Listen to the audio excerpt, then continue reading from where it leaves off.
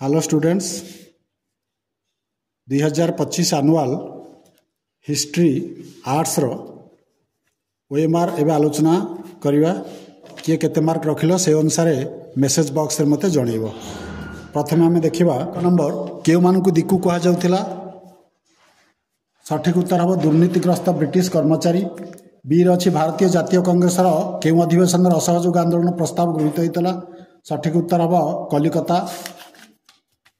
रानी भाग्यवती पाट महादेव केउठी लवण आईन भंग करथिले? आईवी कुजंग।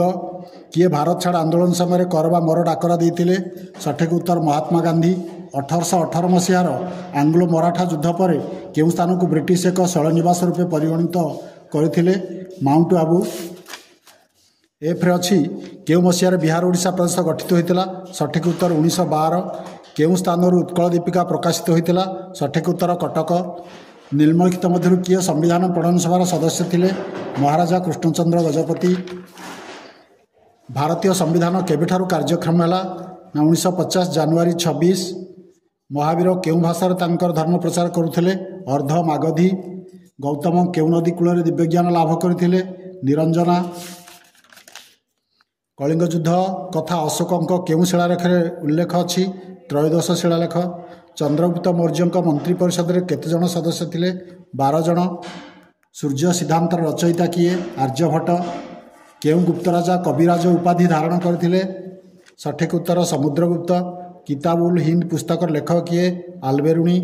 दिल्ली सुल्तानी शासन प्रथम शासक किए थिले? कुतुबुद्दीन ऐबक। किए चांदनी चौक रूपरेखा प्रस्तुत करथिले? जहानारा। केउं सूफी सन्थ तांकर धर्म शिक्षा रे गुरुमुखी भाषा व्यवहार करुथिले? बाबा फरीद। गुरु नानक तांकर मृत्यु पर काहाकु निजर उत्तराधिकारी रूपे मनोनीत करथिले? गुरु अंगद। केउं मसीहार East India company Bihar Bengal ओडिशार देवानी आदाय करिवार अधिकार पाइथिला? सठिक उत्तर 1765। तापरे ख विभाग देखिबा। एथरे दुईटा प्रश्नर उत्तर 2 मार्क लेखा। पंचतंत्र और कामसूत्र रचयिता किए थिले? पंचतंत्र रचयिता थिले विष्णु शर्मा। कामसूत्र होउछन्ति वात्स्यायन।